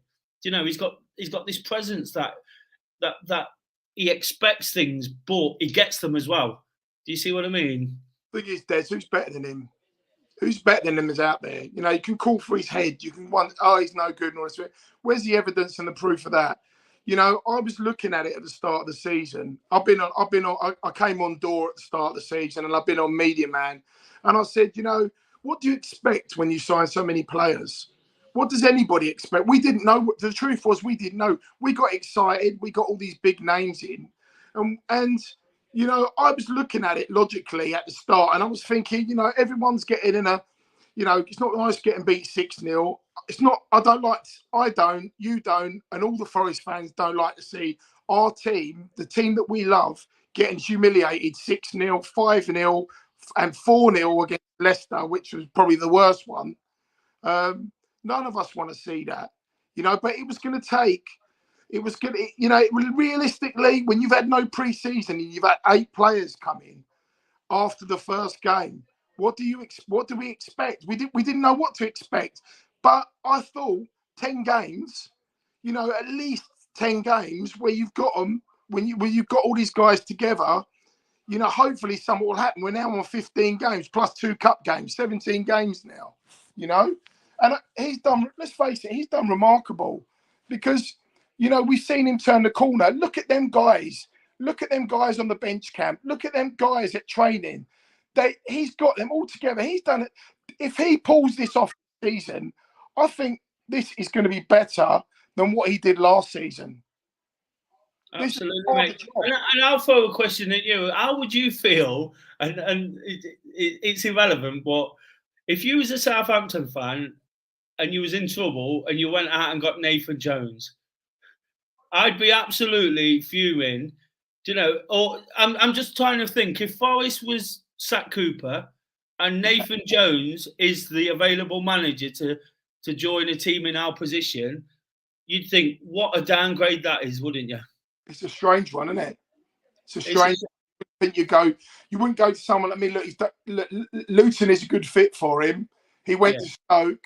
He struggled at Stoke, and then he went back to Luton. That could be, that could do a massive favour. Absolutely, and all what I'm trying to get to there is you look around at the managers, not English, sort of young British, homegrown managers type of thing, and you've got Cooper, Jones, obviously Graham Potter's the big one, he's got the big job, but it seems to be a trend to go for these people again. But if Nathan Jones is the best you've got, I'd keep Cooper regardless of anything that ever happened again, because we've got the best man for the job who can deal with the pressures of the big job. That's the point I was getting to before when I said he looked a bit of a broken man. I don't think he was broken. I think he was dealing with it, but you could see the stress in his face. You could see the stress, and he got through it. He found a way to get through it and come through the other side. When we look at someone like Jones, if they're playing that crabby football they play at Southampton and not winning, he'll be gone by March. Yeah. Because that won't. No one will settle for what he did at Luton if they're not winning. If you're winning, it's a different matter, isn't it? You'll take 3 points every day. But if they're not winning football matches, they'll be on to their third manager. And somebody said to me, would you have Rolf Hasenhüttl or Nathan Jones if Forest got rid of Cooper? I'd go for Hasenhüttl every day of the week. And that just makes you think. Well, it makes me think. Almost better the devil you know. I'm not saying I love Cooper. I don't want him to go. The only time I ever questioned him was last week. I thought the sub should have come on early. And that was the only time I've sort of ever questioned what he's done in terms of subs and tactics and whatever. But I would keep him. And, even if we went down, we touched on it before with one of the earlier guys. Dice brought Burnley back a lot stronger. And I think if that happens, he's got that relationship with certain players. Of course, not everyone would stay, and some players would want to move on again and things like that. But we would come back stronger. But I don't think it's getting to a point now where I don't think it's going to come to that.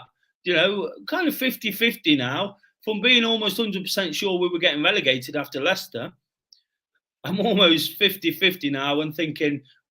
And I was thinking it then, but regardless, we keep this guy in place, because he's made such a difference. And you've been sort of making the same points I have, for weeks. He's so integral to what happens, isn't he? Because without him, we don't see any dressing room disharmony. There probably is, because there is in every dressing room.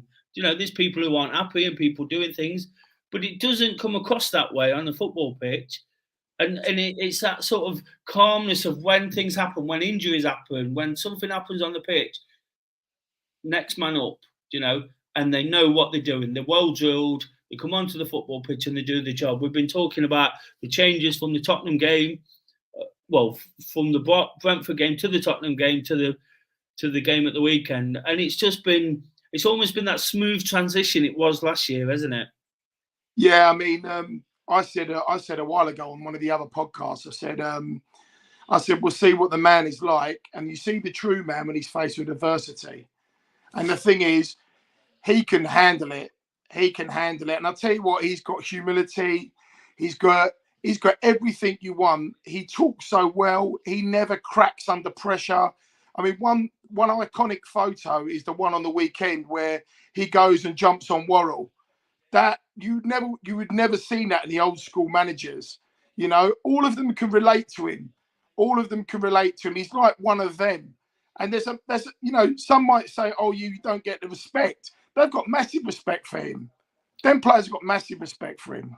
Absolutely. Well, look at the biggest news story today, Cristiano Ronaldo. Look at what's going on there. If Arsenal drop their captain, if Arsenal drop Xhaka again, toys would come out the pram. Look at the first person that, or the pictured person, the image of the weekend is the captain who's been dropped out the team, you know, a little, not totally unexpected, but a little unexpectedly, found it really, really hard to get back. And who's the two embracing, the captain and the manager?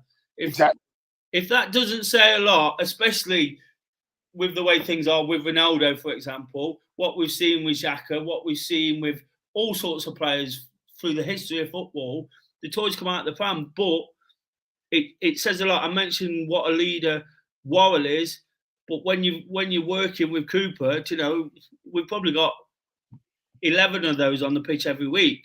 Not quite 11, because there's always one or two who don't quite match up to what they need to be. But you know what I mean? It's all about relationships, isn't it? And connection. And I think, you know, if you've got that respect for somebody like they have, because whenever Forest win, we have to work our absolute socks off. So they're working for the manager. They're working to instruct them. They're working to whatever is asked of them, you know. And of course, when we lose, you could sort of say, well, they're not doing it then. But that's purely based on quality at times, isn't it? You know, we aren't as good as some of these teams. But when they win, you can see how hard they have to work. And all of a sudden, I've said it a lot tonight. I've sort of gone against my own thoughts against Foyer, for example. All of a sudden on Saturday, it looked like he was buying into what we know Cooper wants from a midfield player. Yeah. And giving that little bit more. And I think that's so important going into the second half of the season, because we know Cooper, for all this 22, 23 players, he loves to stick with his first 11 if he can. He'll play the same 11 every week if it's winning, and then finds a way to manage the players outside that. I heard something once, I can't remember where I heard it. He spends a lot more time with the players out the team than those actually in the team, which no doubt is just a great measure of how he keeps it all together. Yeah, them guys that are not in the team, you can imagine he's telling them all the time, you'll get your chance, you're valued. Sam Surridge, and look, none of us want Sam Surridge to go anywhere. There's something about him, and I know we're talking about getting a new striker in January, but you know, yeah, we could go and get a new striker in January. But to be fair, strikers haven't really had many opportunities, have they?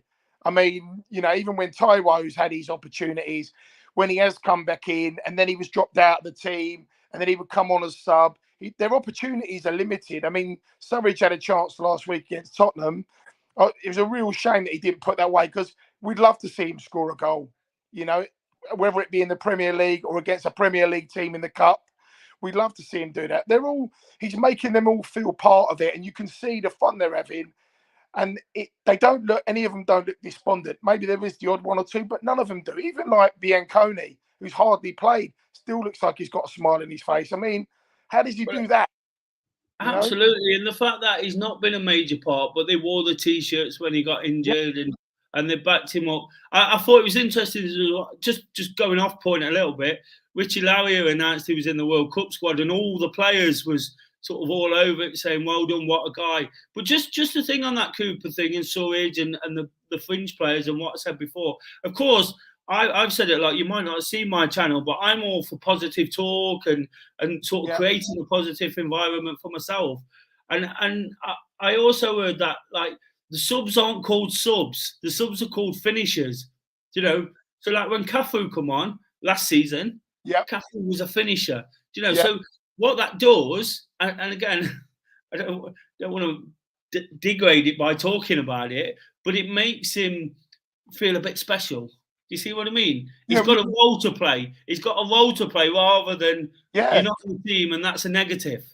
You always got your starting 11, and everyone focuses on your starting 11. But there's phases of games, isn't there? You know, you start a game, and you can start slowly, and you go into the next stage, and then the next stage, and depending on how the game's going. But you get to the last 20 minutes, and them guys are as important as the guys that have started. In some ways, maybe more important, because as you say, they're the guys that are gonna, if the game's tight, they're gonna come on, and you can see the energy when they come on. They're busting to get on there. They're busting to get on. You know, Cafu. You know, let's face it. How many players have we seen that Cooper's had last season or this season that have not tried for him? Absolutely. You know, there might be something we're not seeing, but Cafu is an example. He's a guy I love anyway, so I don't mind dropping him into the conversation. But Cafu, you're exactly right about them. They could be more important in many ways, because you've got to have people who are probably not quite as gifted as what you put out there at the start, but you've got to be able to trust them that little bit more. You know, if you're throwing Cafu on with 10, 15 minutes, or anyone, you know, because what tend to be the sub last year, what I'm almost getting back to is, like, Zinchenko will come off after 70 minutes. It might be Cafu come on to see the game out. And from Cooper's body language, because through it all he wears his heart on his sleeve, you could almost see that the trust weren't quite there in Zinchenko to see a game out. Cafu, you put a guy on there, you tell him you believe in him, you know, and he works his socks off for you, and that's what he did, you know. And there was other players. Colback's another one, isn't it? I saw one or two comments in the feed today, and I meant to bring it up at some point. Colback came on at the weekend. People saying O'Brien should be on before Colback. Colback's on because Cooper trusts him.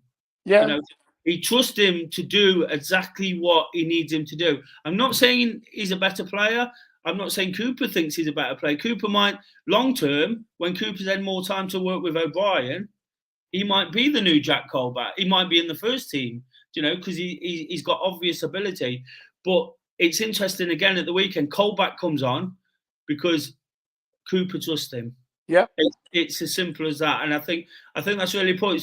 Something I was talking about sort of 5-6 weeks ago after the Leicester game, almost getting to that starting 11 and putting the faith in certain players. He's done that, but again, what it shows is how well he works with the squad as a whole. Oh yeah. I mean, Colback. The thing is, when Colback come on the weekend, Colback retains the ball. He doesn't give it away, and that's what we needed to do. He wanted us to keep the ball on Saturday. But it's been everything about this year has been fantastic. We've had such a great time, and long may it continue. And we'll see what Christmas and the New Year brings. But I'm optimistic. I'm really optimistic about that, about what's coming next. I think just one thing I'd like to say on it. I mean, I believe the World Cup coming as it is, to get certain players back fit. Because we didn't have a pre-season with some of these players, it's a little bit of a catch-up for us. We will never know if we'd have carried on how that would have gone. It might have got better. We might have picked up some more injuries, but I think we can recharge the batteries with the next 5 to 6 weeks when we actually come back and play. I mean, it might be a little bit less than that because of the Blackburn game, but we can recharge the batteries. The guys can spend a bit of time away with each other, bond a bit more. And, it might do us a massive favour, hopefully. Absolutely. And I've asked everybody, mate, what's been your best moment at the City Ground in 2022? I probably have to say the Sheffield United game. We were there that night. I mean, I've got to say, we was exhausted. I was exhausted at the end of it. I was so exhausted, I struggled to even celebrate at the end. We were knackered. I mean, we were singing all the way through the game, like all of the ground was, which carried that team over that line. And that was a massive highlight to me, because it's been spoken about so often, and all the years that I've watched Forest, and most of the years have been disappointing. Well, they have been disappointing in the last 20 odd years.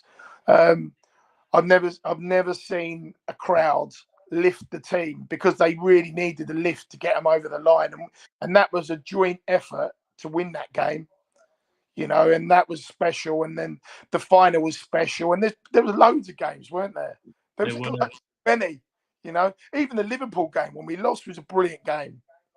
Absolutely, mate. Absolutely. I really appreciate you coming on.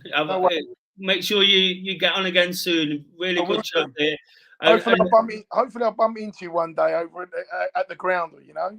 Yeah, make sure you pop along just outside the club shop between 12 and 1, and we'll say hello.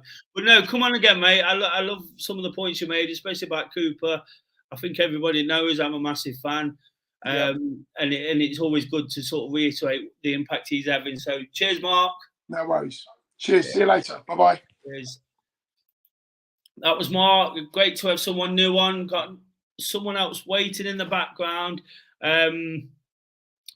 Again, thank you to everybody for watching, sticking with it. There's been over 80 people, almost 100 people in throughout. Just another reminder, hit that like button. Do subscribe. I'm not sure whether he's made it yet. Somebody let me know if he's made 9K. Hopefully, as on this show, I'll be asking him for a pay rise. If you can get a pay rise from nothing. But please do subscribe. Subscribe to Do Daily. And, of course, keep your comments coming in. Who do you think is going to win the World Cup? Where are you calling from? And what's your best moment of 2022 at the City Ground? So it's already late. I'm going to bring our final guest in for this evening. Evening, Will. Are you all right? I can't hear you.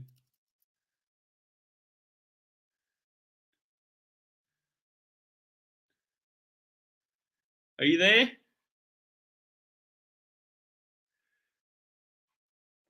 Just while Will's trying to sort himself out, comment there for Jack.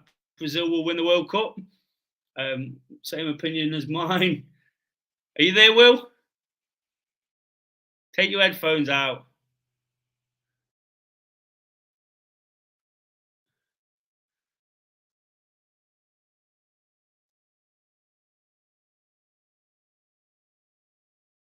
It's not working.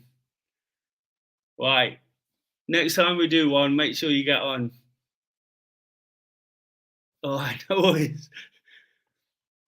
he'd been waiting. Will have been waiting really patiently there, looking in from the background. It would have been great to have a view from a younger chap on there. Of course, all those old guys talking about the way it is and preaching over our opinions on whatever it is. It'd been lovely to hear from Will there, but something had gone wrong. But I have been going on for quite a while now. So look, to wrap things up, like I say, please do subscribe. Please hit that like button. You know, I really, really appreciate everybody who comes on and watches. This is something fairly new to me. I've been doing it for quite a while now. Obviously, 10, 13 times maybe. I don't know. A couple of weeks off for this, that, and the other, Monday night games and things like that. But really, really appreciate all the support with it. Of course, it comes with a bit of criticism, but I can take that. I've got broad enough shoulders. You know, people always disagree and question why you said this and why you said that. But that's why it's so great to come on and have a chat, isn't it? It's all about personal opinion. Whatever your thoughts are on Forest, it's a chance to get it off your chest. Personally, I could talk all night about Forest. I could talk all day, every day. But I have to do other things as well and do the things I do. So it's been fantastic. Great show that. Lots of positivity going into the winter break. You know, it's exactly what we needed. It would have been awful if we didn't have that, you know. So I'm really looking forward to, not really looking forward to the World Cup, but of course we'll get into that as well. You know, we'll whatever our grumbles and gripes are with it, we'll get into it. Come on, England. Of course, for the Welsh boys, Steve, and one or two other Forest fans I know down there. Good luck to them. Good luck to all the Forest players. You know, we'll be watching them with interest and hoping that they come back even better. And of course, Forest come back even better. Are we having a few weeks off now? Because I see a comment there. Look, don't think Dore will have a problem doubling your wages, Des. Absolutely not. What he's actually going to do is give me a few weeks off, purely because there's no Forest games. But no, I'll be back probably after Christmas now. But it's something I've really enjoyed doing in the first part of the season. It's a bit of an experiment at the start of the year, but it works. You know, it gets people talking. I get to meet good people and talk to good people and get a difference of opinion. That's what it's all about, guys. Let's keep that positivity. Hopefully, you have a good Christmas. If I don't see you before then, have a good World Cup, whoever you're supporting. I'll see you soon. Just one or two comments of people. Cheers, Des. Cheers, Andrew, for all your input, all your comments. Bit Big Mark says, good night, Des. Good night, everyone. Good night, Mark. Just a reminder, Dore is putting out his members video of his best moments thing. Looking forward to seeing that myself. So I do actually get something for my money. But yeah, really looking forward to that. Rebel City Red's back on. Good night from Grave of the Lab. He asked me if you can set up stand cam for the break. So we'll have to get Gravy and Stan to meet. He's probably much more entertaining than I am. But there you go. Adam says, if you don't see you, Merry Christmas and enjoy the World Cup. That sentiment to everybody. Jack, cheers, Des. Come on, England. Come on, Forest. Come on, Nico Williams, Brennan Johnson. You know, I'll see you soon. Subscribe to the channel. DoreOnTour. Get him up to 9,000. And once he's at that, we want 10,000 by the end of the year. Subscribe to Do Daily. I need to get to 1,000 so I can do more with my channel. It's very basic. It's very straightforward. Just me trying to be as positive as I try to be about Forest. It's been hard the start of the season, but I think we're getting there. And I said it on social media. I hope anybody's not stupid enough to write us off. Until next time, guys, have a fantastic World Cup and see you soon. Up the Forest.